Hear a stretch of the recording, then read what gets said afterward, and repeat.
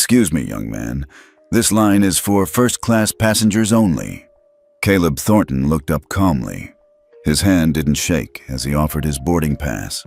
His bag was at his feet, zipped tight. His clothes were clean but plain. No logos, no flash. The flight attendant didn't reach for the pass. She narrowed her eyes instead. "This doesn't look right," she muttered. "Where are your parents?" "I'm traveling alone, ma'am," Caleb said softly. She grabbed the ticket, ripped it down the center, and let the pieces fall between them like paper snow. Gasps. A camera click. Someone whispered, "Did she just—" "I'm calling security," the attendant snapped. "You've been hanging around here way too long, watching people. Something's off." Caleb bent down, picked up his torn boarding pass, and placed it gently into the front pocket of his bag. His movements were quiet, precise, not afraid, trained. Behind him, a voice spoke. Not loud, but firm, older. "You just ripped his ticket?"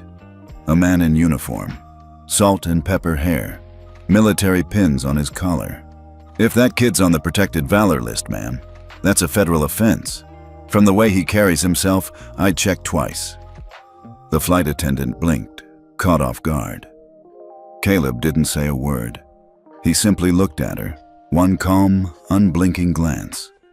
Not rage, not shame. Just the kind of look that says, "You messed with the wrong passenger and you don't even know it yet." The gate buzzed overhead. Security en route to gate B12. The crowd fell into a hush. What no one knew, not the passengers, not the officer coming down the terminal, was that Caleb Thornton wasn't just any quiet teen with a ripped ticket. He was a recipient of the Medal of Civilian Valor. And more than that, he held the final Clear Fly Anchor authentication code, a silent trigger linked to 42 federal airports. One code, 5 minutes. And $2.3 billion would freeze. At Telltales, we believe in justice that moves quietly until it shakes the ground. And Caleb, he was about to do exactly that. The officer's shoes tapped the floor with slow authority. "Step aside, son. Let's take a look in that bag." Caleb gave a single nod, calm as ever. He unzipped the top compartment, not rushed, not defiant. Just like his mom taught him, let them see everything before you say anything. He pulled out a wooden box, small but heavy, the kind lined with felt and a federal seal burned into its surface. The officer paused. "Is that what I think it is?" Caleb popped the lid open with a soft click. Inside sat the Medal of Civilian Valor, catching the light like a quiet reminder. Bronze, blue ribbon, engraved date. The flight attendant, Allison, took a step back. Her smug posture cracked. That doesn't prove anything. Medals can be ordered online." The officer didn't even glance at her. His eyes were fixed on Caleb. "You're Caleb Thornton, from Missouri. School bus fire last year. You saved 23 lives." Caleb didn't respond. He didn't need to. The officer's voice lowered, more respectful now. "I saw the hearing on C-SPAN. Congress gave you that medal. You walked into a burning vehicle, barely 14. "I had to," Caleb said quietly. "They were screaming." That stopped everyone. Even the gate agent froze, mid-motion. The old veteran from earlier crossed his arms and gave a slow nod. Allison, still clinging to her script, tried again. "Still, he was acting suspicious, staring at people, making notes." Caleb didn't turn to face her. He reached into his bag again. This time, a plain black phone. Locked. A single app icon glowed in the center. Clear Fly Anchor. He tapped once. A quiet pulse emitted. Inaudible to the terminal, but not to the federal grid it was connected to. The display read, "Confirmation, Valor Protocol activated, code. Thornton 221 linked airports, 42 countdown, 0458. Caleb slipped the phone back into his bag and sat down. He wasn't angry. He wasn't scared. He was just done being polite about injustice. And the system? It had just been notified. 1 year earlier. The smell of gasoline still haunted him sometimes. That late October afternoon, the school bus hadn't even made it out of town before the engine caught fire. Caleb had been in the 4th row, earbuds in, scrolling through notes for a math test. The first bang shook the windows. The second snapped the driver's attention too late. Smoke poured in like a wave. Kids screamed. The driver, an older man, froze. Caleb didn't. He stood up before anyone else moved, shoved open the emergency exit, kicked hard at the side latch. His foot bled. He didn't care. He pulled the first girl by the arm. She was crying so hard she couldn't breathe. Then another. Then another. The heat behind him was unbearable. He didn't stop. By the time the first firefighter arrived, Caleb had already gotten 23 kids off that bus. He passed out right after. When he woke up, he was in a hospital bed with blisters on both palms and a congressman waiting in the hallway. He didn't do it for the medal. He did it because his dad would have done the same. Lieutenant Daniel Thornton, U.S. Marine Corps, killed in action in Afghanistan when Caleb was 9. But his voice, still with him. You don't wait for permission to do the right thing, son. You just move. A year later, Caleb hadn't spoken much about the bus since. Not to his teachers, not even to his mom. He never wanted to be a headline. But now, sitting at gate B12, eyes steady, countdown ticking on the phone in his bag, he finally understood something his dad used to say. Some fights you don't start, but you sure as hell better finish them right. Hey, if you're watching this and thinking this can't be real, let us know where you're watching from. Because what happened next didn't just shake a gate. It hit the entire system like a warning shot. Inside the command room at Kansas City International, nothing seemed out of place at first. The wall of monitors buzzed with quiet updates. Arrivals, departures, weather shifts in Chicago, a delayed flight out of Phoenix, routine noise. Until a red banner blinked across the top of the central screen. Anchor override triggered. Clear fly system. Initiator, Thornton 221 location. Gate B12 authority level, full. Minor valor class. 2 techs glanced at each other. Wait, that's real? That's Caleb Thornton, valor tier, full override. Within seconds, the automated response sequence began. Gate B12's entire camera feed shifted to high priority status. Internal FAA nodes across 42 airports got pinged. Skynova's ethics compliance system, linked directly to ClearFly, began shutting down. The local tower called downstairs. We've got something out of protocol from B12. You seeing this? Yeah, the operations chief replied, standing now. And this one's not coming from a pilot, it's coming from a passenger. Back at the gate, Caleb sat quietly, eyes steady on the floor. His phone screen no longer glowed, but the ripple had begun. Passengers shifted in their seats, uneasy from the sudden delay. The veteran who had spoken earlier stepped a bit closer to Caleb, but said nothing. Just stood like a silent shield. A young gate agent walked over, whispering to Allison, "We're getting system flags. Something about a federal ethics block tied to this terminal." Allison frowned. "That's ridiculous. All I did was report a kid who looked off." The agent's voice dropped. "That kid just triggered a protocol that only 4 people in the country have access to, and one of them isn't even old enough to drive." Allison blinked. Then, "He's bluffing." No one responded. A soft ding echoed from the gate's monitor. Boarding paused. A new message popped up. Notice, temporary lockdown. Flight deferred pending ethics review. Passengers started murmuring. Phones lit up. Something was happening. And somewhere in D.C., that one call, the system Caleb tapped silently, was already working its way up the chain.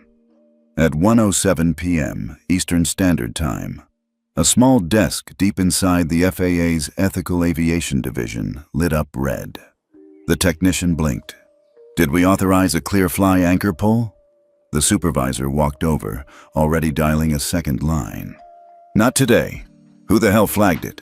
The screen answered for them. Thornton 221, minor valor class, Auth code live, tier, override, scope, 42 airports, trigger, passenger distress, gate B12, Kansas City, Intel. Jesus, the supervisor muttered. Get Homeland on the phone. Within 60 seconds, 5 terminals, 2 on the East Coast, 3 in the Midwest, received auto pings to begin passenger ethics review audits. Another 60 seconds, and $2.3 billion in inter-airline shared credits were frozen temporarily across compliance accounts. Inside the SkyNova internal chat servers, red warnings cascaded like a waterfall. B12 incident. CFIA youth trigger. Verify all crew behavioral logs immediately. Back at gate B12, Allison Greer finally noticed. Her device buzzed. A security alert. Then another. She tapped open the app, eyes scanning the message, then narrowing. What the hell is CFI auth triggered? Why am I getting flagged? The younger gate agent didn't answer. He looked at her the way people do when they realize they've been standing too close to a live wire. A man in a suit approached, earpiece in. He didn't smile. Ms. Greer, step aside. You're temporarily relieved from passenger contact until compliance completes the internal review. What review? Allison snapped, forcing a chuckle. I followed protocol. He didn't belong in that line. Ma'am, he said evenly. That boy has level A valor clearance under the civilian federal network. What you did? It just froze 42 airports. You'll want to call counsel. Her throat went dry. Passengers were now watching openly. Phones up, recording, whispering. A teenage girl nearby murmured, "Is she getting fired?" Allison backed up, scanning for allies. But even the officer who had approached Caleb earlier now stood stiffly on the sidelines. No one wanted their name tied to her. Meanwhile, Caleb hadn't moved. He sat, hands folded in his lap. Phone silent. Backpack zipped. Just watching. Quiet. Waiting. Somewhere above them, an announcement echoed through the terminal. Attention! Due to technical disruptions, select flights are undergoing reassessment. Please remain patient as protocols complete. But the truth, this wasn't a glitch. It was a warning. Across the FAA command map, a ripple effect formed. Ethics pings, triggered by Caleb's code, began spreading through flight logs, checking crew records, past incidents, flagged behaviors. The system was designed to detect not just this incident, but patterns, hidden biases, systemic failure. And now, the light had hit all of it. All because a 15-year-old boy got his boarding pass torn and didn't shout, didn't cry, didn't threaten. He just tapped a button, and the country's entire air system blinked. By 1:22 p.m., 12 more gates had been locked down across 5 major airports. At LaGuardia, a captain tapped his headset in confusion. We're grounded? Why? Weather's clear. At Denver International, a SkyNova supervisor stared at a terminal full of red flags. Someone pulled an anchor at B12, and it's cascading. Meanwhile, hashtags began to trend. Hashtag B12. Lockdown, had clear fly trigger, had valor override. CNN ran a crawl. Breaking. FAA evaluates ethics trigger linked to passenger rights system. Source. Kansas City. And inside gate B12, everything went still as a woman in a gray blazer stepped through the doors. She moved like someone who didn't ask permission. Dark hair pulled back, eyes sharp, badge already out. Rebecca Thornton, she said to the man from SkyNova Compliance. Mother, legal guardian, also Deputy Director, Federal Civilian Systems Oversight. The man blinked. Yes, ma'am. Allison's face drained of color. Rebecca turned to her son. Caleb, she said softly. Are you hurt? He shook his head. Just tired. Rebecca looked around. Her voice didn't rise, but the room listened. This young man holds the anchor key to one of the most sensitive behavioral compliance platforms in the country. His access was not granted as a courtesy. It was earned through congressional declaration. What happened here today will be reviewed at federal level. A beat. Then she added, and yes, ma'am, that includes your conduct. Allison tried to speak. She didn't finish her sentence. Passengers turned quiet. The veteran stepped closer again, this time standing behind Rebecca, like backup, like family. Rebecca gently placed a hand on Caleb's shoulder. "Let's go home." And as they walked toward the exit, the screens above kept blinking red. The system had responded, but now the real consequences were just beginning. At exactly 2:06 p.m., a black SUV pulled onto the tarmac at Kansas City International. 3 people stepped out, 2 in dark suits, 1 in a crisp navy jacket with the Sky Nova emblem stitched near the collar. Russell Vane, CEO of Sky Nova Airlines, adjusted his tie as he walked through the side access gate toward Terminal B. He didn't speak to press, didn't wave. He was here for one reason. The security chief met him halfway. "We've contained the situation, sir, but—" Russell raised a hand. "Don't spin it. Where's the passenger?" "Already left, with his mother." Russell paused. "His mother's the federal deputy?" "Yes, sir. And it's worse. The code he triggered just flagged our crew ethics logs going back 2 years." Russell exhaled sharply, then turned to his assistant. "Prepare a formal statement, immediate apology, and pull the full crew manifest from Flight 3397. I want them off the schedule." "You mean suspended?" "No, I mean grounded until further notice." 10 minutes later, as travelers still lingered anxiously near Gate B12, the intercom chimed again. "Ladies and gentlemen, on behalf of Sky Nova Airlines, we sincerely apologize for today's disruption. The crew involved in this incident has been temporarily removed from duty, and a full ethics review is underway." Then silence. Then a ripple of hushed reactions. Passengers started nodding, some in relief, others in disbelief. Allison, still standing off to the side, turned pale. Her badge access had already been revoked from the crew portal. She hadn't even clocked out. Inside a closed conference room nearby, Russell sat with the compliance board. His voice was low but firm. This wasn't just a PR nightmare. It was a systems-level failure, and we let it happen in front of everyone. He looked around. "I want a provisional ethics board assembled by end of day. No excuses." Outside, the red alert on the airport monitor finally disappeared. But for Sky Nova, the turbulence had just begun. By dawn the next day, it wasn't just a headline. It was everywhere. CNN, MSNBC, the Telltales podcast. Even late-night comedians had something to say. A teenager quietly grounded the airline industry with one swipe? That's not rebellion. That's parenting done right. The Fallon Report. But the real story wasn't the drama at Gate B12 anymore. It was what came next. Clear Fly Anchor, the ethical surveillance system Caleb had access to, had been running quietly in the background for over 2 years. Until now, it had flagged incidents, but they were internal, quiet, buried. Not anymore. The override Caleb triggered didn't just freeze 2.3 in airline credits. It opened the vault. Old misconduct reports long buried by HR teams. Whistleblower claims that were never followed up.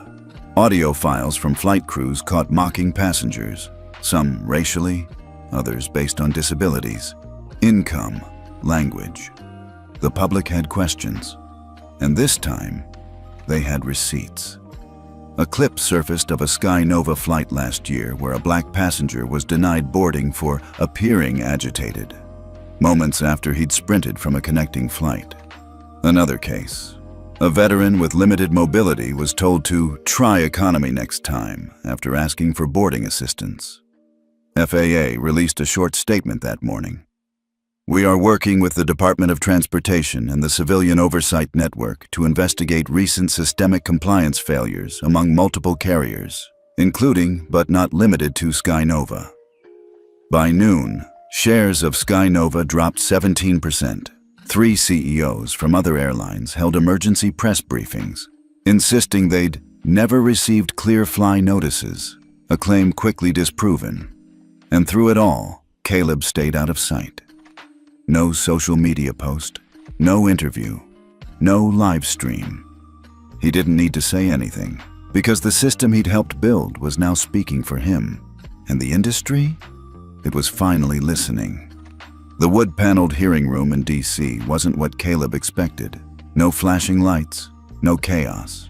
Just 12 people seated at a curved table, folders in front of them, expressions unreadable. "Mr. Thornton," the chairwoman began, "thank you for joining us today. And thank you, Deputy Director Thornton, for accompanying your son." Rebecca gave a quiet nod. Caleb straightened his posture.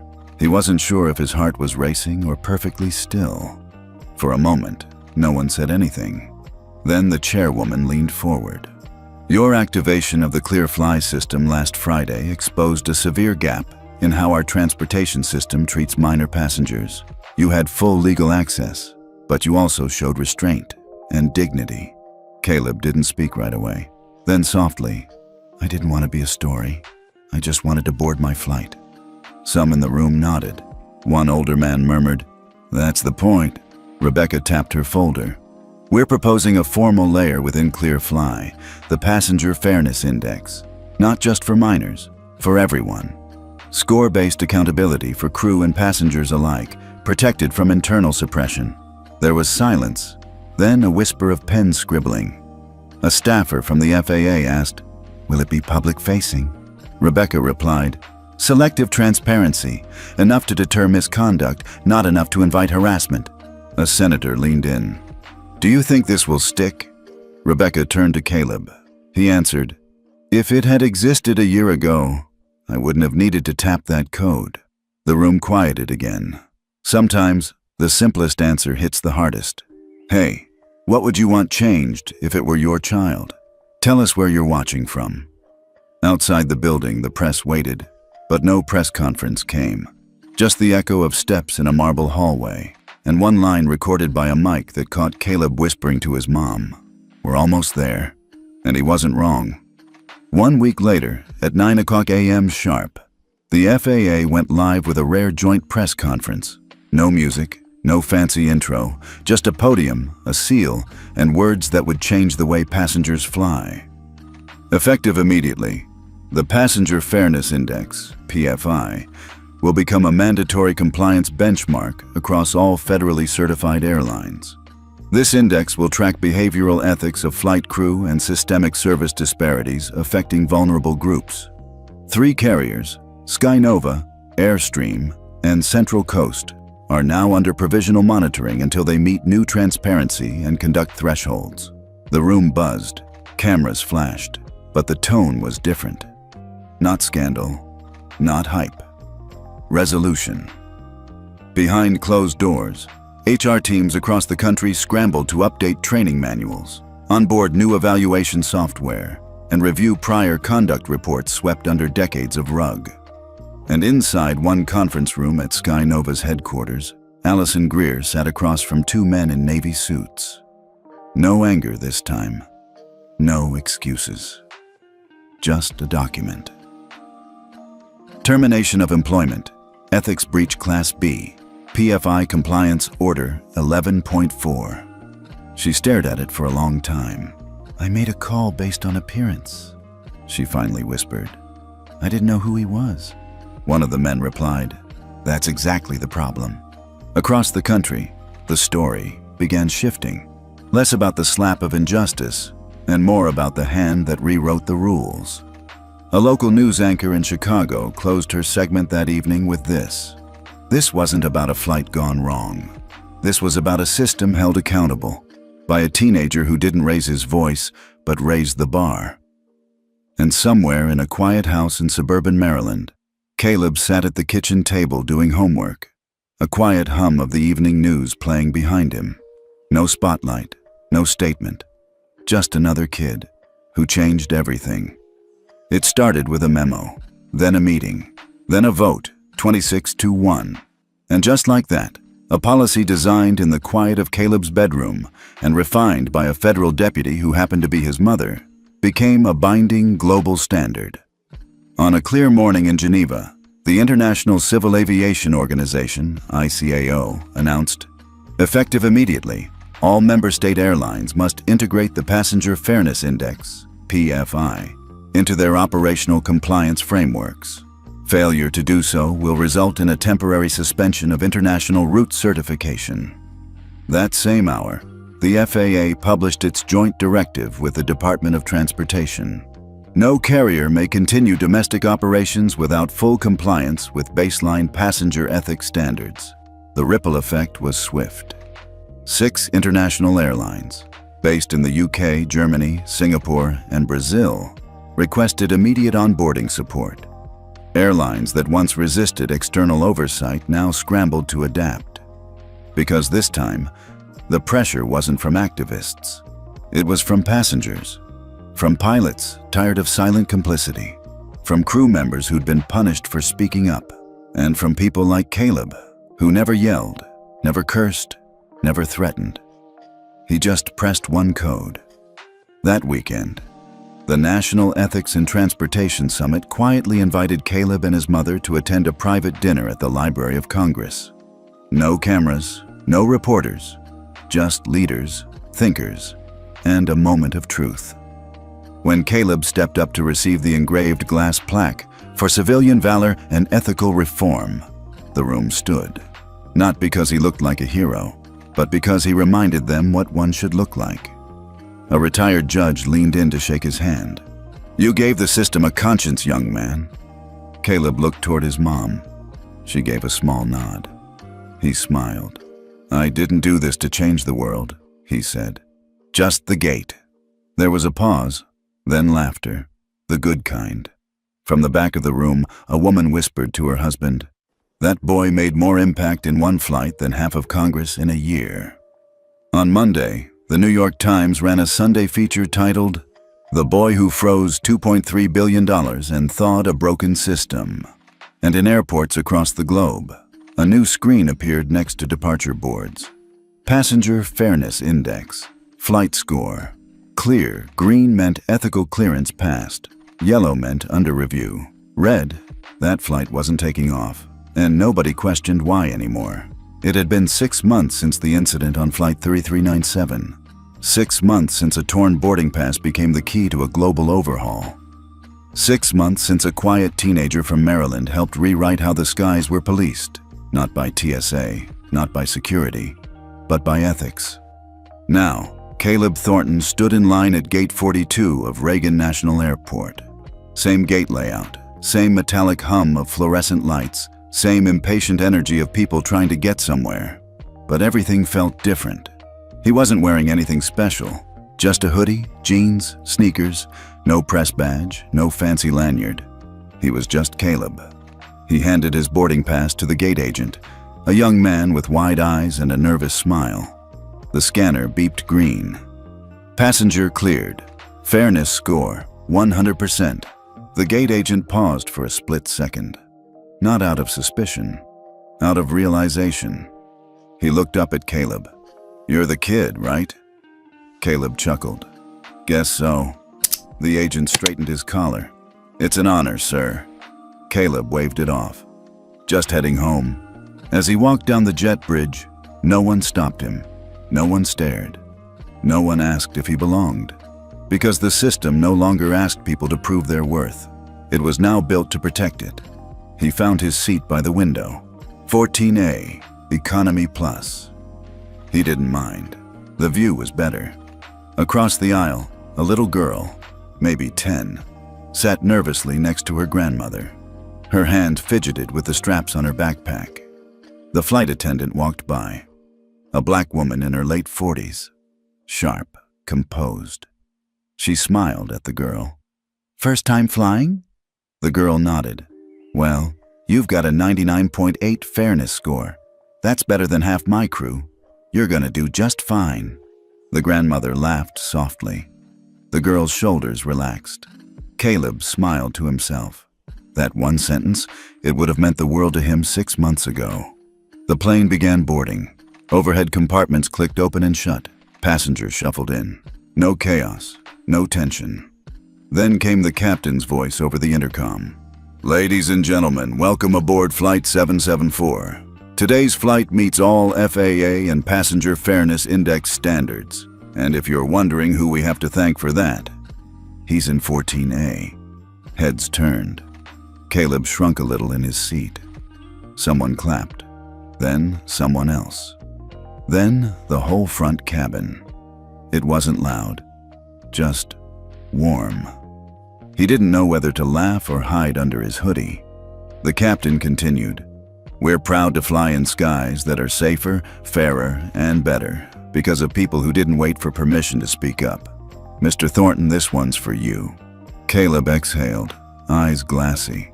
From the corner of his tray table, he pulled out a folded paper, the last note his dad had written before passing years ago. It simply read, "When the moment comes, don't shout. Just stand." And he had. As the plane lifted off, clouds rolled past like memories. He thought about Allison Greer, probably somewhere out of aviation by now. He thought about the Sky Nova board, now reporting to an independent ethics council. He thought about every kid, black, white, rich, poor, who now didn't have to be someone important to be treated like someone human. And he thought about his mom, back in DC, still working, still holding every agency accountable, even the ones she'd once helped build. She'd texted him that morning, "Don't look back. That sky belongs to you now." He smiled, watching the wings slice through a perfect blue. As the plane reached cruising altitude, he closed his eyes. Not out of fear, but peace. For the first time in his life, Caleb wasn't flying through a system. He was flying through one he'd helped fix. And maybe that's what made it all worth it. Not the headlines, not the policies, but the quiet. The knowledge that somewhere, someone wouldn't have to go through what he did. A kid like him could show up at a gate, hand over their boarding pass, and not be met with suspicion, but respect. A mom wouldn't have to fight to prove her child's innocence. A grandmother wouldn't have to explain why her family deserves first class. A veteran wouldn't be told to try economy next time. And maybe that someone is you, or your grandchild, or someone you once were. Because this story, it's not just Caleb's, it's ours. We've all been dismissed, overlooked, talked down to, told we didn't belong. But what if the next time that happens, someone like Caleb is already 2 steps ahead, rewriting the rule book before it even hits your row? Let us know.